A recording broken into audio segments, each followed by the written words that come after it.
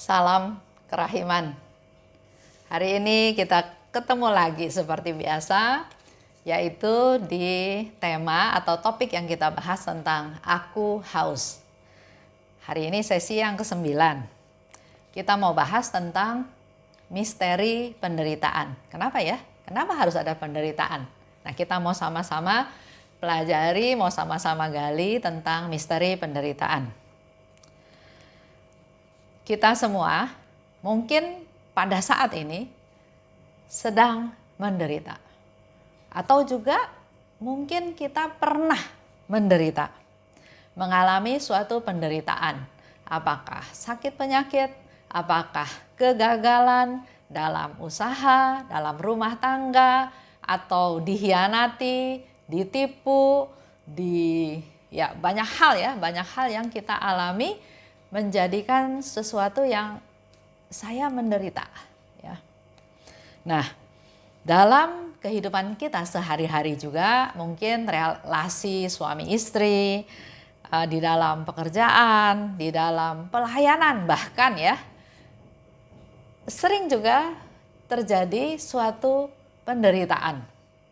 Contoh dalam pelayanan, kita mau melayani dengan misalnya contoh ya, bikin kue untuk dibagikan ke teman-teman dalam persekutuan tersebut.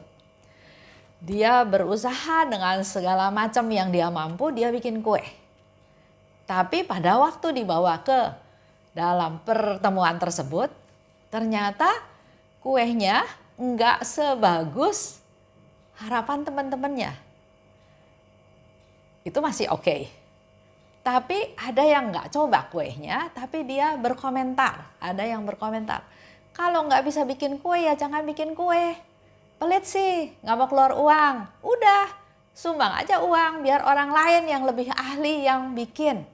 Nah, niat baik tersebut diterima oleh temannya bukan sesuatu yang baik, tapi temannya salah paham. Dipikirnya dia pelit, dia mau bikin sendiri, udah gitu bikinnya jelek, nggak bagus tampilannya. Dia mengalami penderitaan, mengalami penghinaan, mengalami penolakan. Itu baru cerita dalam pelayanan. Belum dalam relasi suami istri. Mungkin si istri ingin menunjukkan cintanya pada si suami, tapi suami menerimanya bukan cinta, tapi seperti didikte. Istrinya bertanya misalnya, pulang nanti jam berapa? Kenapa tanya-tanya? Iya, karena kalau kamu pulang sebelum jam makan malam, saya mau sediain makan malam. Awalnya dia merasa istrinya memperhatikan, tapi karena istrinya bertanya terus, lama-lama dia berpikir, wah, istri saya curiga nih sama saya. Sehingga setiap malam harus pulang sebelum makan malam. Jadi niat baik dari si istri memberi perhatian, tapi bisa saja terjadi diterimanya bahkan oleh suaminya ya, yang dua menjadi satu. Bisa salah paham. Nah, hal ini mengakibatkan si istri tersebut mengalami penderitaan. Nah, pertanyaannya yang menjadi pertanyaan kita semua, sebetulnya penderitaan itu ada nilainya enggak? Penderitaan itu ada gunanya enggak? Coba kalau dia nggak bawa kue ke komunitasnya, dia nggak diomongin orang, dia nggak usah capek-capek bikin kue di rumah, dia nggak ada yang hina dia. Tapi justru dengan melakukan perbuatan baik, bukannya terima kasih, tapi yang dia terima adalah penghinaan. Nah, pertanyaan besarnya adalah, apakah apakah penderitaan ini ada harganya? Apakah bernilai? Apakah penderitaan ini ada gunanya? Nah, mari kita lihat ya. Mari kita lihat. Mulai menyadari segala situasi yang kita hadapi ini dengan kacamata iman. Bahwa penderitaan itu punya nilai yang berharga. Penderitaan punya nilai yang berharga. Kalau mau lihat contoh yang paling gampang, lihat Yesus yang menderita. Dia menderita, dia didera, dia harus dipikul salib, dia didorong, dia diludahi, dia segala macam. Bahkan dia dipaku tangan kakinya, dia dimahkotai duri. Yesus mengalami penderitaan. Kalau lihat dari kacamata iman, maka penderitaan itu punya nilai yang berharga. Nah, kita belajar ya dari Suster Faustina. Reaksi atau respon tanggapan dari Suster Faustina terhadap penderitaan kita bisa lihat dari buku diary Faustina. Buku diary yang dia buat, yang dia catat peristiwa demi peristiwa apa yang dia alami selama dia hidup dalam biara ya. Dia mulai bercerita tentang kehidupannya, tentang penderitaannya, banyak hal yang dia ceritakan. Semuanya bisa kita gali dalam buku diary-nya ya, buku harian Suster Faustina. Di sana Suster Faustina membagikan pengalaman penderitaannya dan juga Tuhan mengajar bagaimana mengatasi penderitaan tersebut. Jadi buat Bapak Ibu yang belum punya buku ini, menurut saya lebih baik beli. Karena sering juga di Kanisius suka bilang habis ya. Bukunya tebal. Tapi kalau bicara harga, nggak ada artinya dibandingkan dengan isi dari buku diary ini. Karena dalam buku ini ya, Suster Faustina berbagi pada kita mengenai penderitaan yang dia alami, tapi juga sekaligus memberikan solusi, memberikan cara mengajar kita ya. Melalui diary Faustina, Tuhan mengajar Suster Faustina juga otomatis mengajar kita semua untuk bagaimana mengatasi penderitaan tersebut. Kita semua pasti pernah menderita. Bahkan mungkin dalam masa pandemi seperti sekarang ini jauh lebih banyak orang yang sedang dalam situasi, kondisi dalam penderitaan. Sakit penyakit, stres, depresi, atau mungkin masalah keuangan yang nggak tahu besok makan apa, bagaimana masa depan keluarga saya, apa yang harus saya pertanggungjawabkan pada anak cucu saya, dan seterusnya. Nah, hari ini saya mau kasih satu rumus yang luar biasa buat Bapak Ibu semuanya. Diingat ya, rumusnya penderitaan plus kasih sama dengan sukacita. Kita lihat penderitaan dari kacamata iman, maka kita bisa mengambil satu kesimpulan. Ada rumus ya, kalau dulu dalam kuliah, dalam sekolah ada rumus-rumus ya. Nah, di sini rumusnya penderitaan plus kasih akan menjadi sukacita. Beberapa pengalaman dari Suster Faustina ya, pengalaman penderitaannya Suster Faustina bisa kita lihat dari buku diary. Tapi beberapa yang saya coba catat ya, misalnya dia mengalami sakit TBC yang terus makin lama makin parah, makin lama makin parah. Enggak menjadi sembuh, tapi makin lama makin parah. Ada rasa cemas, ada rasa sakit, ada ketakutan, ada kegelapan ya. Dia pernah bercerita juga bahwa doanya sepertinya Tuhan nggak berkenan. Semakin dia berdoa, dia merasa sepertinya Tuhan semakin nggak suka dengan dia. Ada juga dosa dan juga segala macam kesengsaraan yang dialami oleh Suster Faustina. Belum lagi hal-hal yang dia dianggap gila, dia disalahpahami yang berkali-kali, dia berbuat baik tapi kebaikannya itu dimanfaatkan oleh suster-suster dan banyak penderitaan lain. Juga ada penderitaan yaitu stigmata rohani, di mana dia merasa kan sakitnya Yesus disalib dengan segala macam lukanya, tapi secara rohani ya, nggak kasat mata. Itu stigmata rohani yang dia alami. Jadi banyak sekali penderitaan yang dialami oleh Suster Faustina.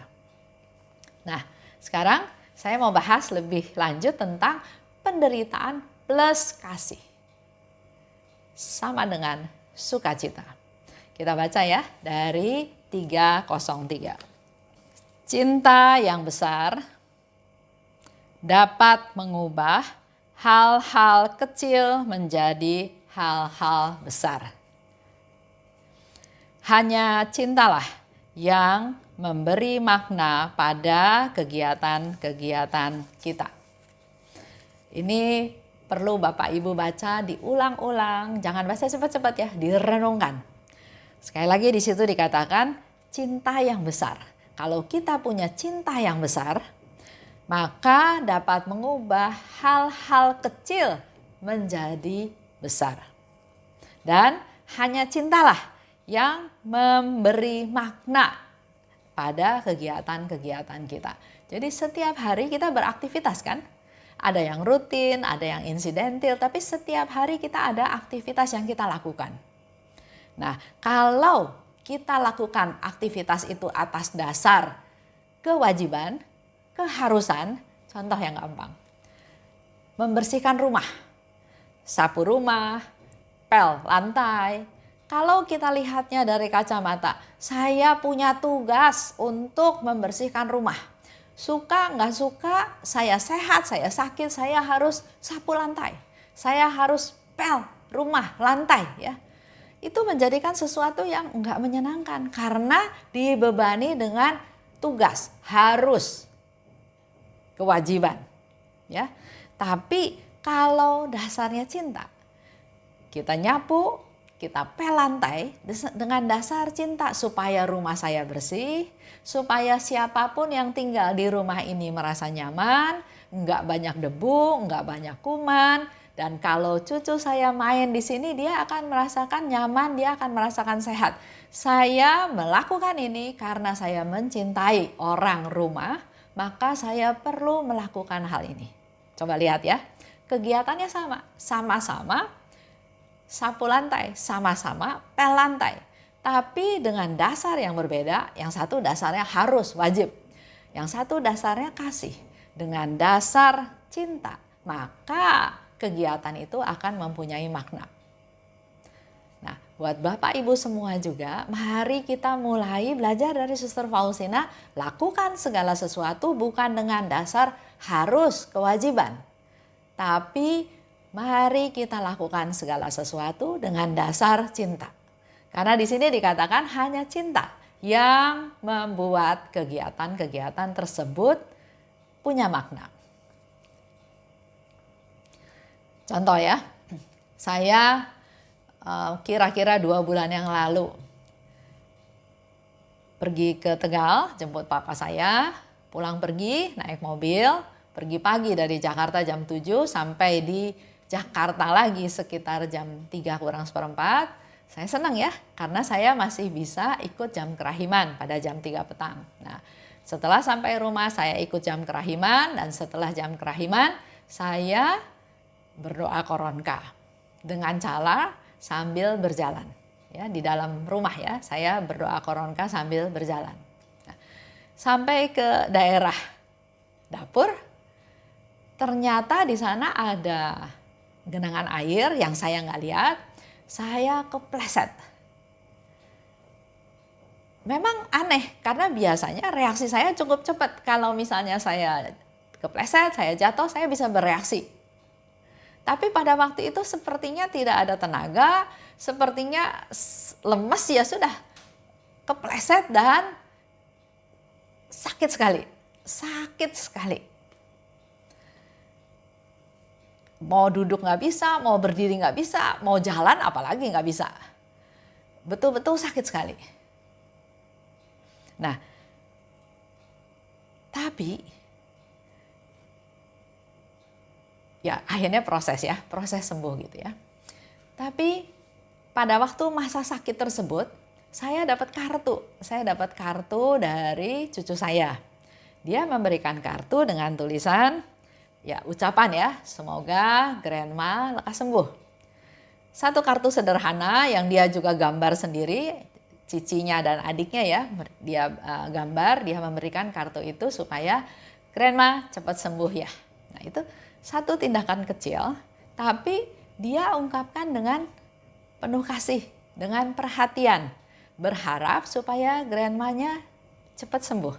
Itu sedikit cerita kalau melakukan hal kecil, hanya membuat kartu dengan gambar sendiri, tapi dengan cinta maka itu bisa menjadi sesuatu hal yang besar, menjadi satu penghiburan.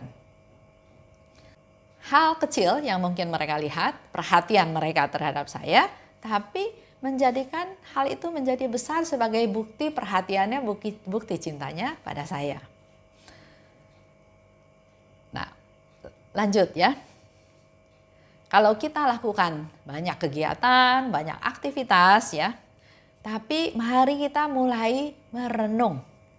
Di tahun refleksi ini di KAJ kita kan diajak merefleksi, melihat kembali. Mari sekarang kita sama-sama juga coba melihat kembali apa yang menjadi dasar dari setiap tindakan kita, dari setiap perkataan kita, dari setiap tingkah laku kita, apa yang menjadi dasar. Itu yang ditanya ya. Karena tadi Suster Faustina jelas katakan, hanya dasar cintalah, maka semua kegiatan itu bermakna. Jadi kalau Bapak Ibu melakukan segala sesuatu kegiatan tanpa didasari dengan cinta, artinya kegiatan itu enggak bermakna. Semakin murni cinta kita lanjut ya di 303. Semakin murni cinta kita, semakin kecil umpan nyala api penderitaan dalam diri kita. Kalau kita dasarnya misalnya suami istri. Dengan dasar katanya, saya lakukan ini karena saya cinta sama dia. Kenapa saya lakukan ini? Karena dia juga mencintai saya. Dia menjaga saya, dia mengasihi saya, dia memperhatikan saya. Maka saya juga mengasihi dia, mencintai dia, memperhatikan dia. Lihat ya. Kata-kata saling. Nah, pertanyaan lebih lanjut adalah kalau suatu hari si suami tidak memperhatikan, tidak mengasihi lagi, tidak melakukan atau memberikan apa yang saya harap, kira-kira saya masih tetap mencintai dia atau saya enggak lakukan cinta itu lagi? Dia baik sama saya baik sama dia. Dia berkorban untuk saya berkorban untuk dia. Ceritanya saling ya. Tapi bahayanya kalau mulai dia tidak memperhatikan saya, bagaimana reaksi saya? Marah? Kenapa nggak memperhatikan saya? Atau dia nggak perhatiin saya juga nggak perhatiin dia. Dia mulai memperhatikan orang lain, saya juga mulai memperhatikan orang lain. Lihat ya, bahaya dari kalau cinta yang dasarnya saling tadi. Tapi Suster Faustina di sini bilang semakin murni cinta kita, jadi apapun yang dia lakukan, tapi kalau saya dasarnya cinta dan cinta yang murni itu cinta yang walaupun, cinta yang tidak berharap, cinta yang bukan balas-balas membalas. Tapi di sini dikatakan semakin murni cinta kita, maka semakin kecil umpan nyala api penderitaan dalam diri kita. Kalau ya contoh kembali lagi ya, kalau dalam hubungan suami istri ya, relasi suami istri. Istrinya itu begitu mencintai dia. Suaminya salah, diampuni. Suaminya melakukan kesalahan, dia ampuni lagi karena dasarnya dia adalah dia sungguh-sungguh mengasihi suaminya apa adanya dengan segala kebesaran kebaikannya juga termasuk kelemahannya. Jadi pada waktu suami itu melakukan kesalahan, karena cinta si istri ini murni pada suaminya, maka yang ada adalah pengampunan, mengampuni dan terus mengampuni, toleran ya dengan segala macam kelemahan si suami.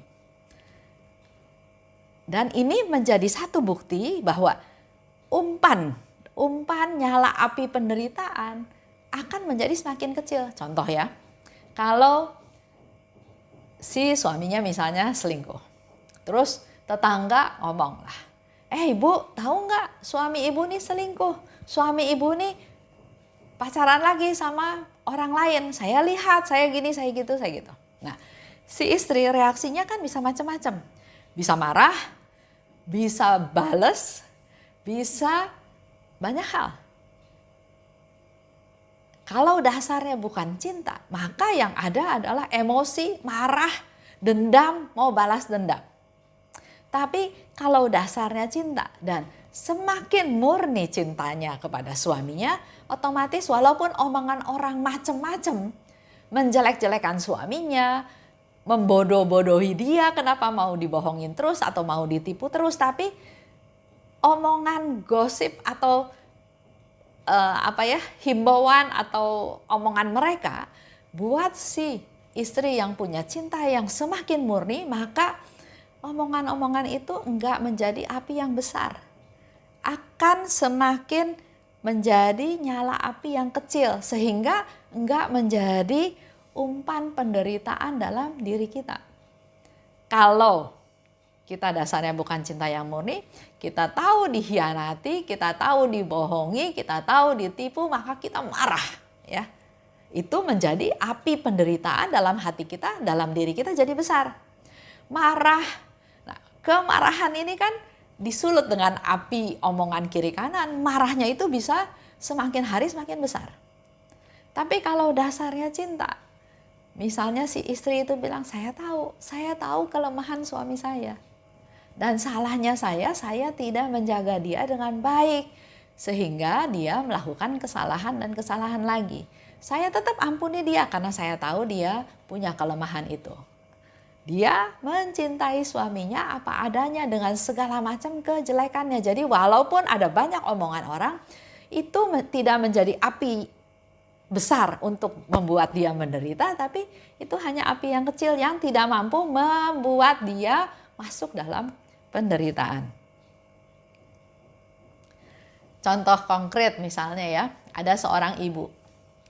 Dia bilang sama saya, Esther, saya kadang-kadang suka kesel sama suami saya. Dia ada di rumah, dia nggak kerja apa-apa, tapi gayanya, Bu, saya mau minta minum. Bu, saya mau minta makan. Bu, kaki saya pegel, minta dipijetin.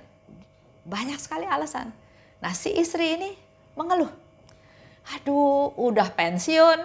Kata-kata itu aja udah jelek tuh. Udah pensiun. Jadi seolah-olah udah nggak menghasilkan. Bukannya bantu-bantu di rumah, tapi malah dia menjadi beban buat saya.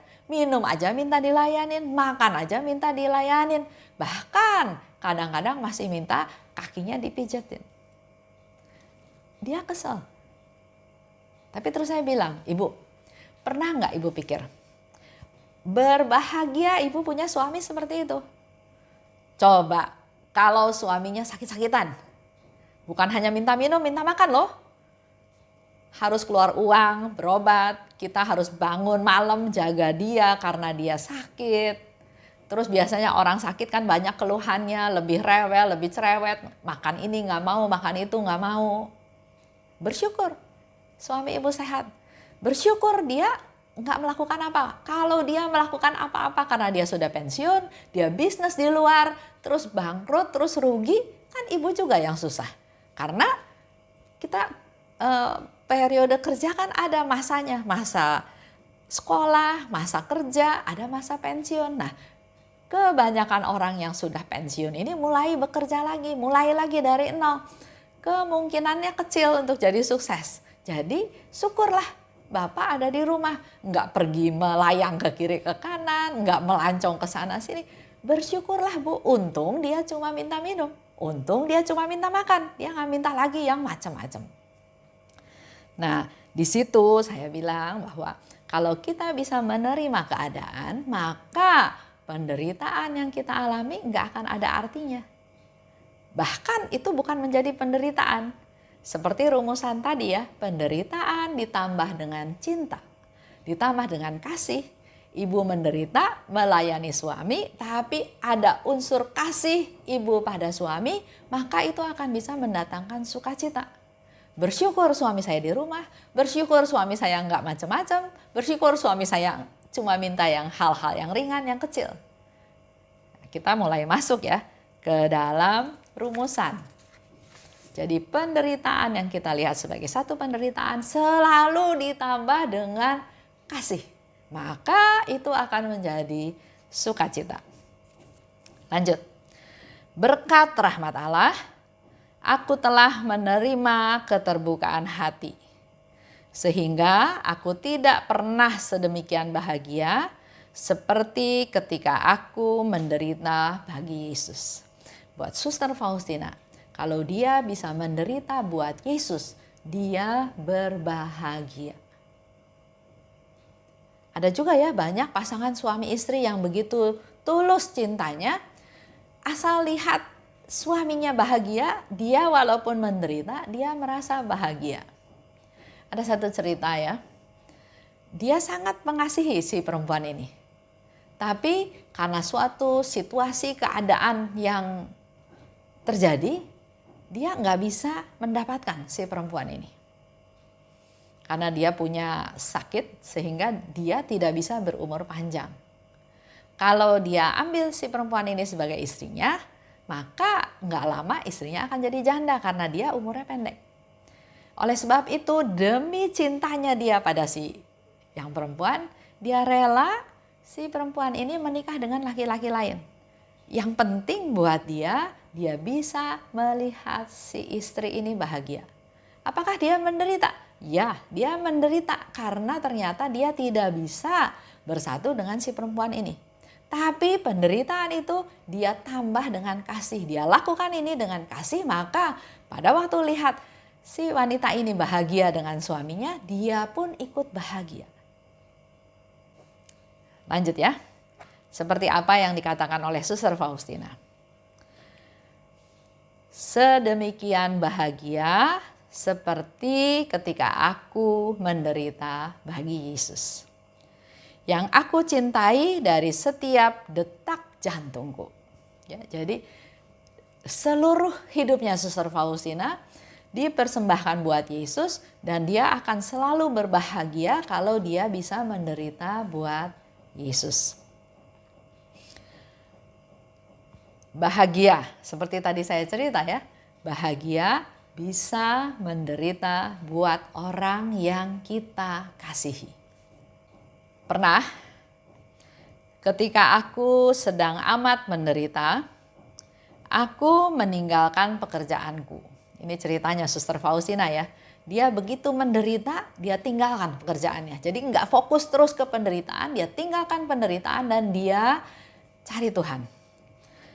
Dan melarikan diri pada Yesus. Ini pun bisa kita tiru. Kalau kita sedang susah, kita sedang menderita, jangan habis waktunya, matanya, perhatiannya hanya pada masalah tersebut. Tinggalkan, cari Tuhan, cari kekuatan dari Tuhan, cari penghiburan dari Tuhan, cari solusi dari Yesus. Dan minta padanya untuk memberi kekuatannya. Pada waktu kita menderita biasanya pasti kita merasa tidak berdaya, merasa putus asa, merasa jalan buntu.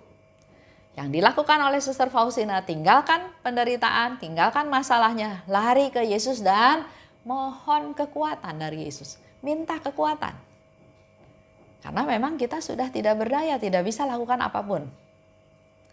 Sesudah doa yang sangat singkat, jadi nggak usah doa yang panjang-panjang, Suster Faustina katakan, sesudah doa yang sangat singkat, aku kembali pada pekerjaanku dengan penuh semangat dan sukacita. Jadi itulah kerjanya Tuhan. Kita nggak pernah bisa tahu ya bagaimana Tuhan bekerja dalam setiap apa yang kita hadapi. Tapi hari ini Suster Faustina memberikan satu contoh yang sangat jelas. Penderitaan begitu menguasai dia tinggalkan. Dia cari Yesus, dia minta kekuatan dari Yesus dan walaupun doanya sangat singkat, Yesus memberikan penghiburan dan memberikan sukacita. Dan dia bisa melakukan pekerjaannya lagi dengan semangat, dengan sudut pandang yang baru. Kemudian salah seorang dari suster itu berkata kepadaku, hari ini suster tentu mendapat banyak penghiburan karena suster kelihatan begitu berseri-seri. Jadi yang dilihat oleh temannya Suster Faustina bukan penderitaan, muka yang kuyu, yang lesu, yang putus asa, tapi Suster Faustina membawa hal itu dengan berseri-seri karena tadi sudah memperoleh kekuatan dari Tuhan. Dia lakukan dengan penuh semangat dan sukacita sehingga suster lain yang nggak tahu peristiwa tersebut Bahkan menilai Suster Faustina, wah hari ini Suster Faustina nggak lagi menderita. Dia lagi bersuka cita, dia lagi senang-senang karena Allah tidak lagi memberimu penderitaan, tapi hanya penghiburan. Itu pandangan orang lain ya yang nggak tahu permasalahannya. Tapi Suster Faustina bilang, suster salah. Ya, justru karena pada saat banyak menderita, aku lebih bersuka cita. Lihat ya, dengan lebih banyak menderita, bahkan Suster Faustina menjadi lebih bersuka cita. Karena tadi dia pakai rumusan. Semakin besar penderitaan, tapi kalau diberi dengan kasih, didasari dengan kasih, maka sukacitanya juga akan menjadi semakin besar. Suster Faustina melakukan segala sesuatu dengan dasar, yaitu kasih. Kalau bisa menderita buat Yesus yang dicintainya, maka dia akan bisa semakin bersuka cita. Kalau kita bisa berkorban buat orang yang kita cintai, maka yang kita dapat bukan penderitaan, yang kita dapat sukacita. Karena menderita plus kasih sama dengan sukacita. Dan apabila penderitaanku berkurang, ya, Suster Faustina katakan, maka sukacitaku juga berkurang. Kalau penderitaan 10 ditambah kasih, maka sukacitanya juga 10. Tapi kalau penderitaannya cuma 2 ditambah kasih, sukacitanya juga cuma 2. Bisa lihat ya perbandingannya yang Suster Faustina katakan, semakin kecil penderitaan, maka sukacitaku pun makin berkurang. Ketika kita banyak menderita, kita memiliki kesempatan yang besar untuk menunjukkan pada Allah bahwa kita mencintai Dia. Sama juga sebetulnya dalam hubungan suami istri. Kalau hidupnya enak-enak aja, nggak ada si suami atau si istri bisa tahu benar-benar apakah pasangannya betul-betul mencintai dia. Nggak ada yang jadi ukuran. Mau makan enak ada, mau jalan-jalan ada, mau melakukan banyak hal juga semuanya tersedia. Nggak keukur cinta murninya.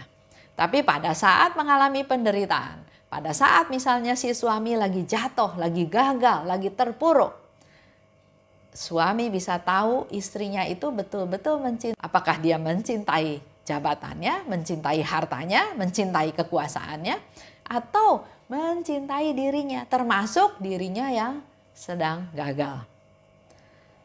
Di Suster Faustina di sini sangat jelas memberitahukan pada kita ya bahwa dengan semakin banyak kita menderita, maka ini harus menjadi suatu kesempatan. Kesempatan buat kita untuk menunjukkan pada Allah bahwa saya mencintai engkau. Tapi ketika menderita sedikit, maka lebih kecil kesempatan kita untuk menunjukkan pada Tuhan tentang cinta kita. Nanti Bapak Ibu renungkan lagi kata-kata ini ya. Karena ini memang perlu direnungkan. Semakin besar penderitaan, maka sukacita kita semakin besar. Tapi semakin kecil, semakin berkurang penderitaan, maka kesempatan kita juga semakin kecil untuk menunjukkan pada Allah betapa kita mengasihi Dia. Nah, bagaimana kalau malah nggak menderita sama sekali? Di situ dikatakan oleh Suster Faustina ya, maka cinta kita entah sungguh besar, entah sungguh murni. Jadi kalau kita nggak mengalami penderitaan, seperti yang tadi saya cerita ya, hubungan suami istrinya, kalau nggak mengalami gelombang, nggak mengalami penderitaan, nggak bisa tebak apakah cintanya besar, apakah cintanya murni, apakah cintanya cuma di mulut saja, nggak bisa kedetek, nggak bisa diketahui dengan benar. Dengan rahmat Allah, kita dapat memperoleh suatu tahap ya, di mana penderitaan akan menjadi kesukaan bagi kita. Karena cinta dapat mengerjakan hal-hal seperti itu di dalam jiwa yang murni. Ini yang boleh kita pegang. Walaupun dari tema keseluruhannya tentang kata-kata Yesus, aku haus. Yesus pun haus akan kita semua bisa punya cinta yang murni. Dan mari pakai cinta yang murni itu satukan dengan penderitaan yang kita alami, maka Tuhan janji itu akan menjadi sukacita. Di sini Suster Faustina dengan jelas mengatakan dengan rahmat Allah. Jadi kita memang tetap harus bersandar pada Allah, mengandalkan Tuhan, datang pada Tuhan, mohon pada Tuhan, mohon rahmatnya. Dikatakan dengan rahmat Allah, ketika kita dapat memperoleh satu tahap. Kita dapat belajar, dapat memperoleh kesempatan di mana penderitaan itu akan menjadi sukacita.